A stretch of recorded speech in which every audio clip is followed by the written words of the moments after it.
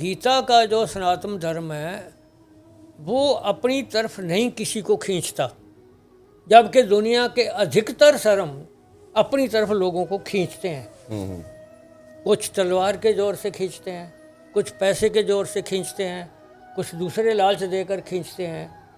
और यही कारण है कि दुनिया में सबसे ज़्यादा युद्ध धर्म के नाम पर हुए हैं। आप हैरान हो गए, मैं धर्म की बात कर रहा हूँ और ये भी कह रहा हूँ कि दुनिया में सबसे ज़्यादा युद्ध धर्म के नाम पर हुए हैं, क्योंकि सुकरात को जहर का प्याला धर्म के नाम पर पिलाया गया और मंसूर का बंद बंद काट दिया। और उसने क्या कहा था? उसने कहा था अनल हक। अनल हक का मतलब था मैं खुदा, मैं खुदा का मतलब अहम ब्रह्म।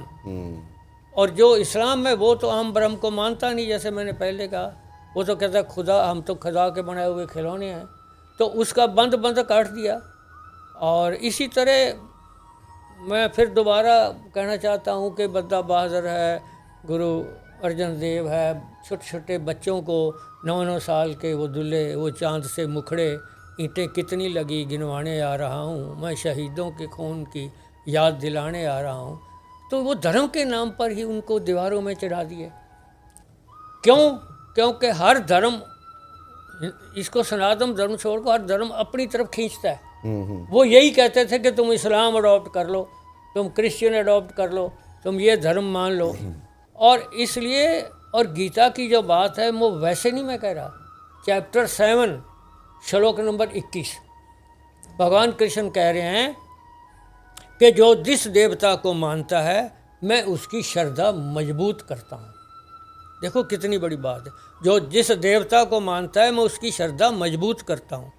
और साथ के साथ चैप्टर 3 श्लोक नंबर 35 में कहते हैं कि जो जिस धर्म में पैदा हुआ है वो उसी धर्म में मरे तो अच्छा है। और 18/47 में भी यही कहते हैं, चैप्टर 18 श्लोक नंबर 47 में, कि अगर दूसरे का धर्म बेहतर भी हो, आपको लगे कि दूसरे का धर्म बेहतर है, तो भी आप अपने धर्म में रहो। इसलिए गीता धर्मांतर में विश्वास नहीं करती। और इसलिए गीता का धर्म अगर सारी दुनिया मान ले तो विश्व में शांति हो जाए।